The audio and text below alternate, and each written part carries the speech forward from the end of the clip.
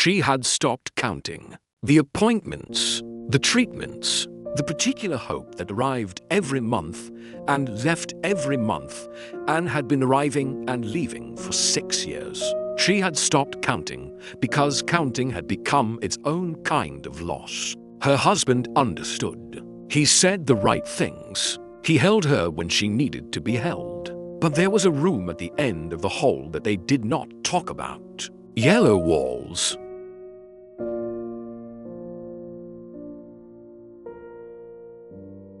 A crib they had bought in the second year, when they still believed the second year was when things would change. The room stayed yellow. The crib stayed empty. Then on a Tuesday morning, a man came to the door.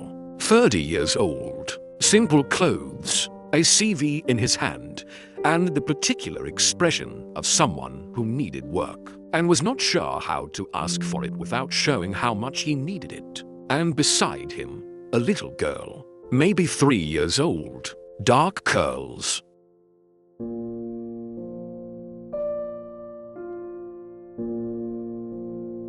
A stuffed elephant under one arm. She looked up at the woman at the door, and she smiled. The particular smile of a child who has decided without evidence that this person is safe.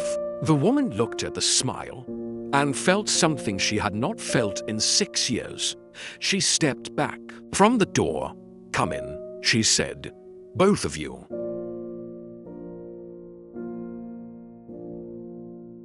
Her name was Claire Ashworth. She was 34 years old and had been, for 6 of those years, the kind of person who managed things. Her husband's company, Ashworth Industries, which had grown under her management from a regional firm to something considerably more significant, was managed. Her household was managed. The particular complexity of a life that contained significant wealth and significant loss simultaneously was managed. In the specific way of someone who had learned that the alternative to managing was something she could not afford. The room at the end of the hall was not managed. She had not gone into it in 8 months. Not since the last treatment, the last appointment, the last conversation with a doctor who had used the word unlikely in a way that meant something more final than unlikely but could not, professionally, say so directly. She had closed the door. She had not locked it. She walked past it every morning. The man at the door was not expected.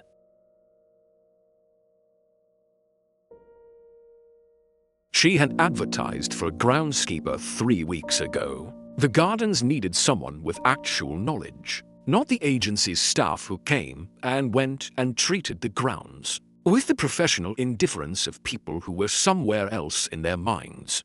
She had received 12 applications and had scheduled interviews for Thursday. It was Tuesday. He had not called ahead.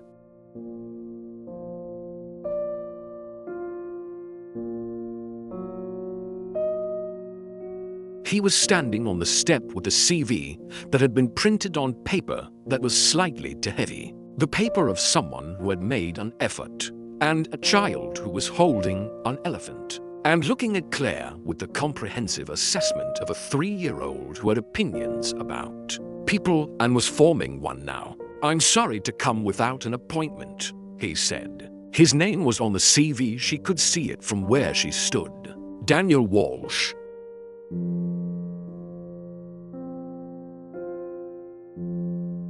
I saw the advertisement, and I thought, I know this is not how it's done, but I wanted to come in person. He paused. "I'm good at this. I know gardens. I know what they need." Claire looked at him. Then she looked at the child. The child smiled. It was the particular smile of a 3-year-old who has decided something without evidence. Complete, immediate, the smile of someone who does not yet know that trust requires justification. Something happened in Claire's chest.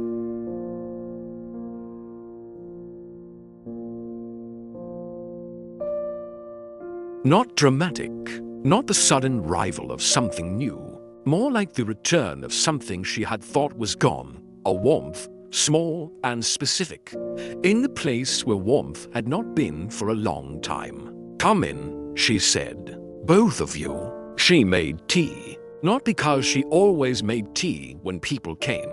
She did not. Had learned over years of managing things that hospitality had its place and its limits.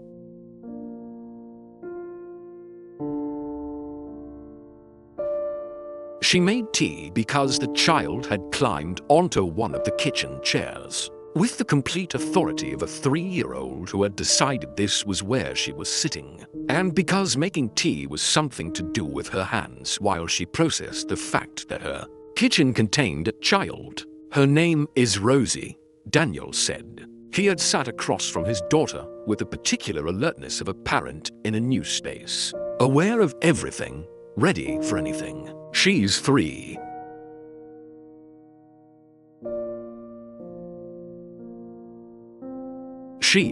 He paused. "She doesn't usually go to strangers this easily." "She didn't seem to think I was a stranger," Claire said. "No," he said. "She didn't." He looked at Rosie, who was examining the kitchen with the comprehensive attention of a scientist. "I'm sorry to bring her. My usual arrangement fell through this morning and I didn't want to miss the chance, and It's fine," Claire said. "Tell me about your experience," he told her.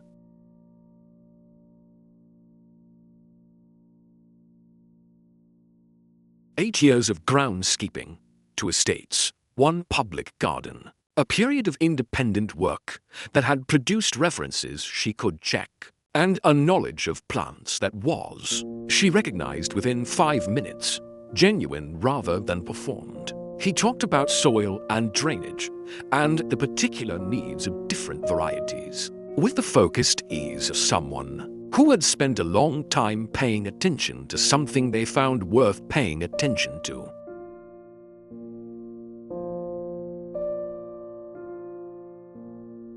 "The advertisement mentioned roses," he said. "The old-fashioned varieties along the east wall. I saw them when I came in. They need work," Claire said. "They need feeding," he said.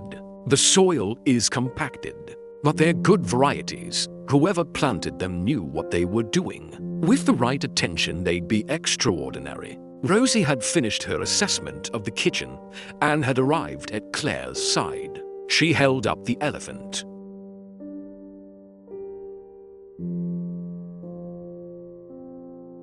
"Ellie," she said, with the gravity of someone making a formal introduction. "Hello, Ellie," Claire said. Rosie appeared satisfied. She climbed onto the chair beside Claire, not the one she had been on, Claire's chair, and settled there with the complete authority of someone who had made a decision.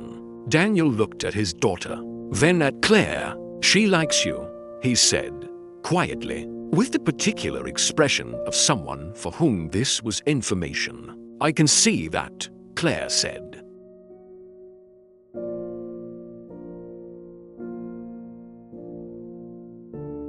She looked at the child beside her, at the dark curls, and the elephant, and the 3-year-old who had climbed onto her chair, without asking, and was now looking at the garden through the window, with the focused interest of someone planning something. "When can you start?" Claire said. "He started on Thursday."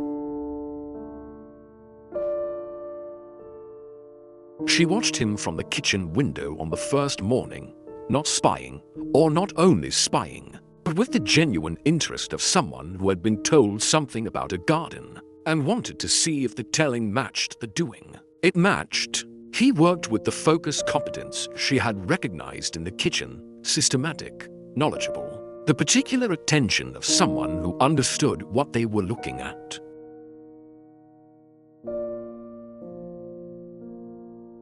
He started with the roses, as she had known he would, and she watched him work on the soil with the patience of someone who understood that good things required time. Rosie was beside him, not in the way of a problem, in the way of a small person who had been included rather than managed.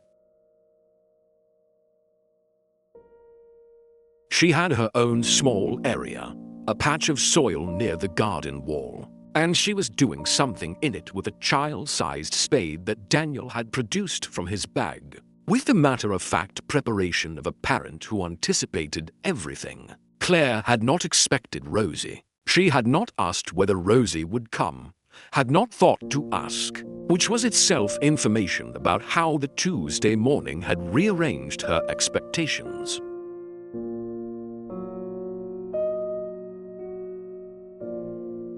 But when Daniel had arrived on Thursday, with Rosie beside him and a child-sized spade in his bag, she had found that she had no objection to it. None at all. She started going into the garden, not to supervise. She was not a person who supervised things she had delegated. She went because the garden was where Rosie was, and Rosie had taken to showing her things. The patch of soil, the particular worm Rosie had found and named Gerald.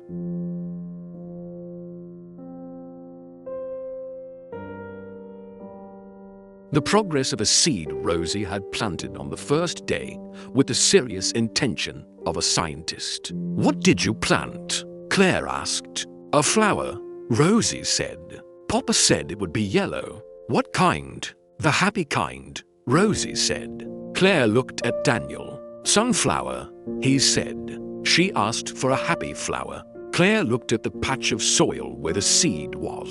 "Yellow is a good choice," she said.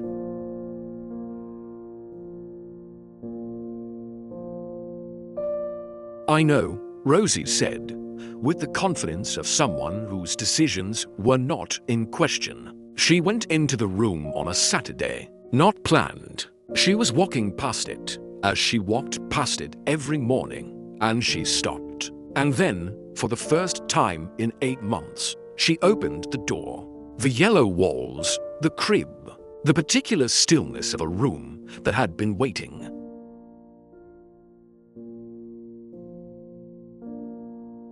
She sat on the floor, not on the chair, not on the edge of the crib, but on the floor, which was where you sat when something was too large for furniture. She sat there for a long time. She thought about 6 years. She thought about the word unlikely and what it meant, and what she had done with it. The closing of doors and the management of things, and the particular efficiency of someone who had decided that if she kept moving, the grief could not catch her. It had caught her anyway.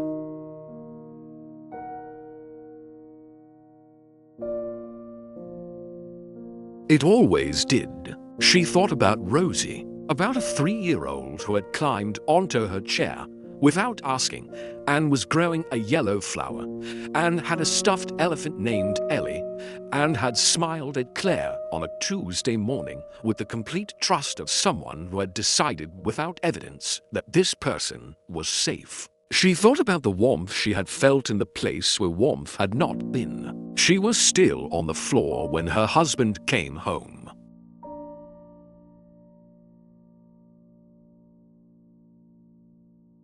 Edward found her there, sitting on the floor of the yellow room with her back against the wall, and her knees up, and the expression of someone who had been somewhere difficult, and had come back with something. He sat beside her. He did not ask. "There's a child," she said eventually. "The groundskeeper's daughter. She's 3. She planted a sunflower because she wanted a happy flower." Edward was quiet. "She climbed onto my chair," Claire said, "on the first day, without asking."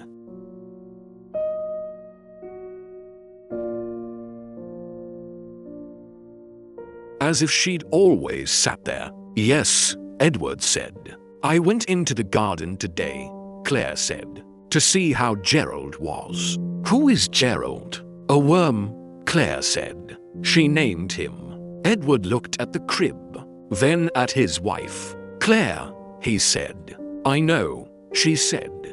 I'm not saying anything. I went into the room. That's all." "That's not nothing," he said. No, she said. It isn't. She asked him about Rosie's mother on a Wednesday afternoon.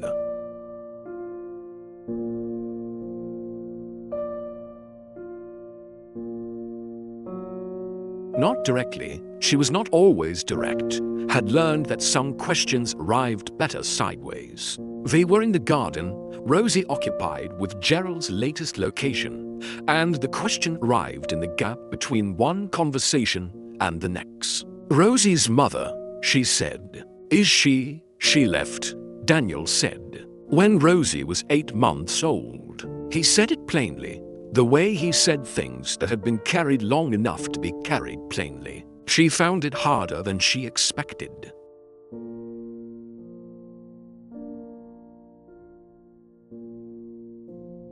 The baby, the responsibility. He paused. She sends a card at Christmas. Rosie doesn't know her. Does Rosie ask?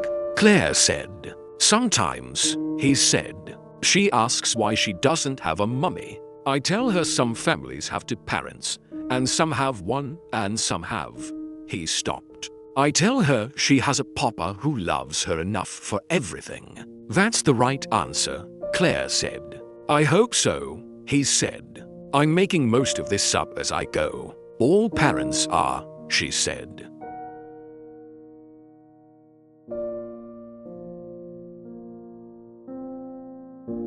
Then, quietly, I'm told. He looked at her. She looked at the garden. We tried, she said. For 6 years. It didn't. She stopped. It didn't work. He was quiet for a moment. I'm sorry, he said. Not performing it. Just saying it. Thank you, she said. For not saying something helpful. Helpful things, he said, are usually not. No, she said. They're not. Rosie appeared between them. Gerald moved, she announced. He went to the roses. Smart worm, Claire said.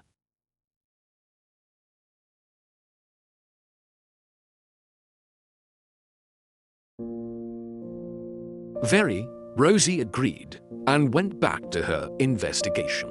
She told Edward that evening. Not everything. The conversation in the garden had been Daniel's to tell, and she did not tell other people's things. But the shape of it. His wife left, she said. When Rosie was 8 months old. Edward was quiet. She doesn't have a mother, Claire said. He tells her some families have one parent. He tells her he loves her enough for everything. Does he? Edward said. Yes, Claire said.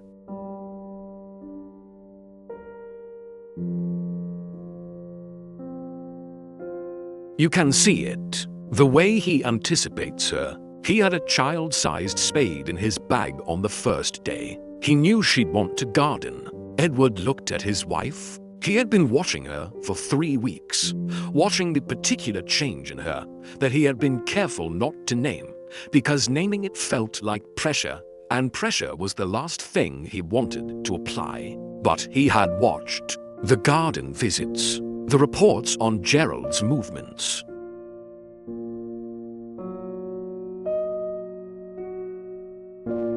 The way she came home from being outside with something in her face that had not been there before.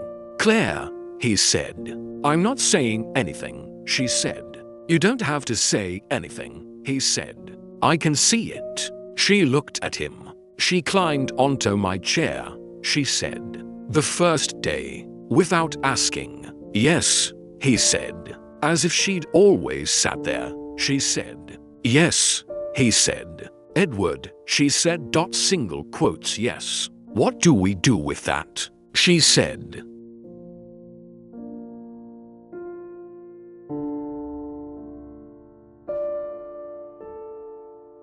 He looked at his wife, at the woman who had managed 6 years of loss, with the particular efficiency of someone who had decided that moving was the alternative to being caught. And he thought about yellow walls and an empty crib and a 3-year-old who had planted a sunflower because she wanted a happy flower. I think, he said, we see what grows. It grew in 6 weeks. not the full height. Sunflowers took longer than 6 weeks for the full height.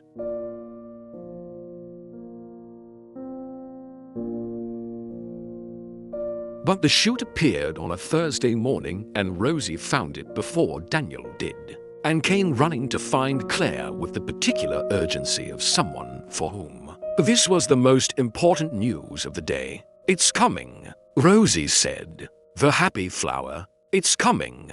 Claire crouched down. She looked at the small green shoot. "It is," she said. "Look at that." "I knew it would," Rosie said. "I talked to it." "You talked to it," Claire said. "Every day," Rosie said.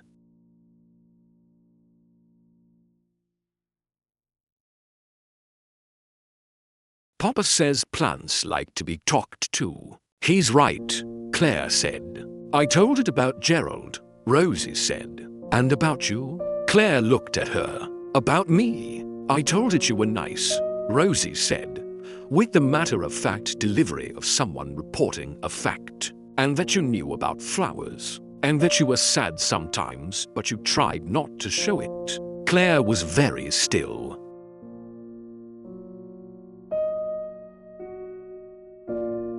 "I told it," Rosie said, "that I thought you needed a happy flower too." She went back to examining the shoot with the focused attention of a scientist. Claire stayed crouched beside her. She did not trust herself to stand up immediately. She asked Edward on a Sunday evening. Not dramatically, she had been thinking about it for 2 weeks, had turned it over with the careful thoroughness she brought to important things, and had arrived at the place where thinking about it further was simply postponing the asking. "Rosie needs a mother," she said.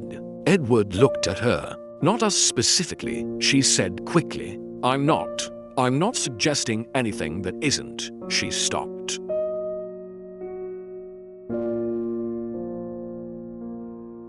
"I'm just saying that she's 3 years old and she asks why she doesn't have a mummy, and her father tells her he loves her enough for everything, and that is true. And it is also not the same thing." "No," Edward said. "It isn't. And she paused. "I have a room at the end of the hall with yellow walls that has been empty for 6 years." He was quiet. "And she climbed onto my chair," Claire said, without asking, as if she'd always sat there. "Yes," he said. "Edward," she said.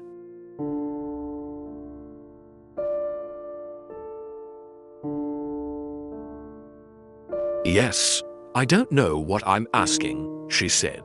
"I just know that something is different since she came, and I don't want to not say it." He reached across the table. She took his hand. "Let's start," he said, "by inviting them to dinner." The dinner was on a Friday. Rosie arrived with Ellie and the particular energy of someone who had been told there would be dinner at Claire's house and had opinions about what this meant.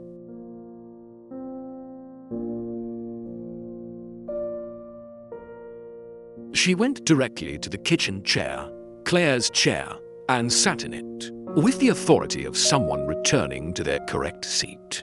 Daniel looked at Claire. "She's been talking about this all week," he said quietly. "Has she?" Claire said. "She told her nursery teacher," he said, "that she was having dinner at her friend's house." "Her friend," Claire said. "Yes," he said.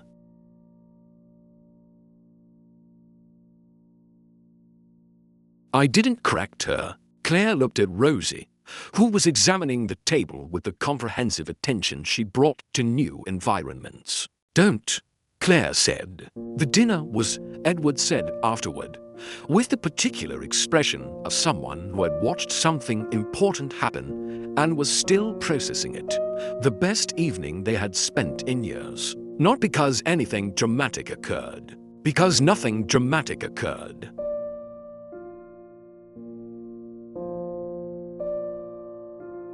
Because it was simply for people and one elephant having dinner, and Rosie talked about Gerald and the sunflower and the boy at nursery named Oscar. who had taken her crayon, and she had taken it back, and Daniel talked about the east wall roses which were responding well, and would bloom properly in spring, and Edward asked questions, and Claire answered. Then, and the kitchen was warm and full. At 8 o'clock Rosie climbed down from Claire's chair. She crossed to Claire.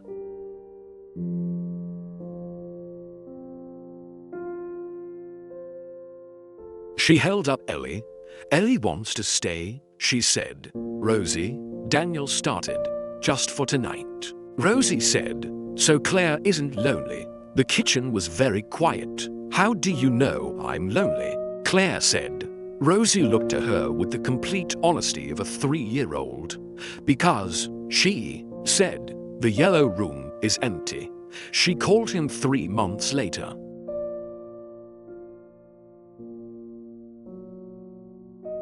Not for the garden, Daniel had become. Over 3 months of dinners and Saturdays and Gerald's continued adventures. Something that did not require a professional reason to call. But she called with something specific. Rosie called me something today, she said. I know, Daniel said.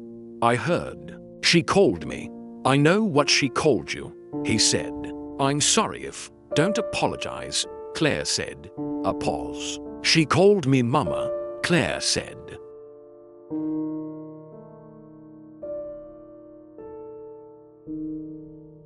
She said it the way she says everything, like it was already true, like it had always been true, and she was just saying it out loud. Yes, Daniel said.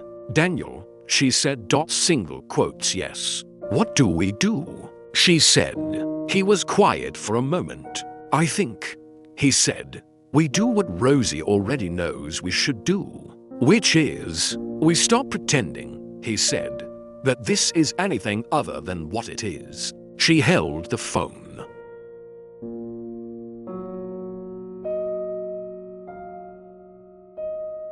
She thought about 6 years, and a yellow room, and a crib, and the word unlikely, and a Tuesday morning, and a child who had climbed onto her chair without asking. Edward agrees, she said. I told him. He said the same thing you just said. Smart man, Daniel said. Yes, she said. He is. Claire, he said. Single quotes yes. She knows, he said. Rosie, she knew on the first day. She chose you on the first day. I know, Claire said. I felt it. So did I, he said.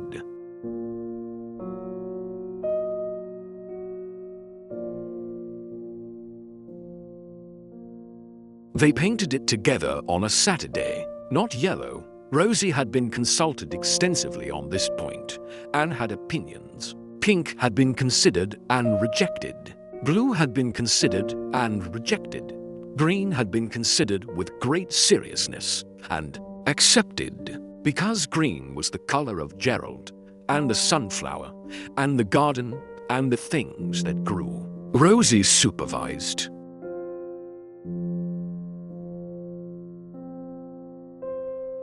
With Ellie under one arm and the authority of someone whose preferences were finally being incorporated, she supervised the painting of the room that had been yellow for 6 years and was becoming green on a Saturday morning in October with for people and an elephant and the particular warmth of something that had been waiting and had finally arrived. Higher, Rosie said to Daniel, who was painting the top of the wall. I can't reach higher, he said.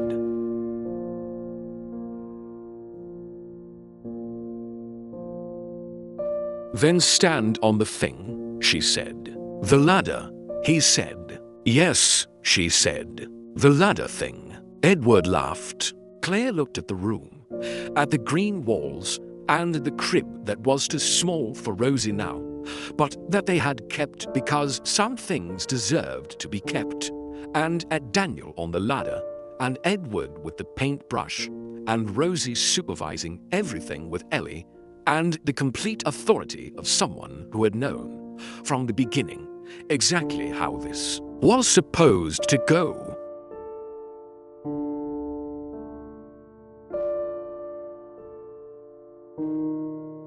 She thought about a Tuesday morning and a smile and the warmth that had returned. She thought, she chose me first. Before I knew I was choosing Claire, Rosie said. Single quotes yes. When it's dry, Rosie said, can we put the sunflower picture on the wall? Yes, Claire said. Exactly there. Good, Rosie said. Because that's where it goes. She went back to supervising. The room became green. The sunflower picture went on the wall.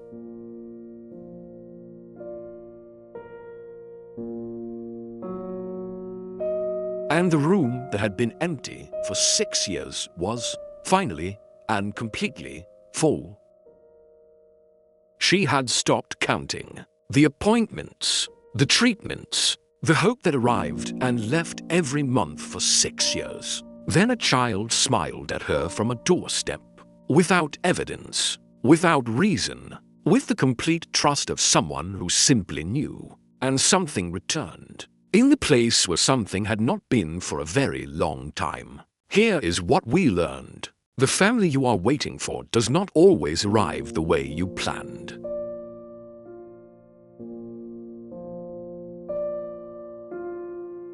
Sometimes it arrives on a Tuesday morning with a stuffed elephant and a smile that has decided without evidence that you are safe. Sometimes the child who needs a mother and the woman who needs a child find each other in a garden. Do not close the doors to the rooms you are afraid of. Leave them open. You never know what might walk in and climb onto your chair as if it had always sat there, because sometimes it had. It was just waiting to arrive.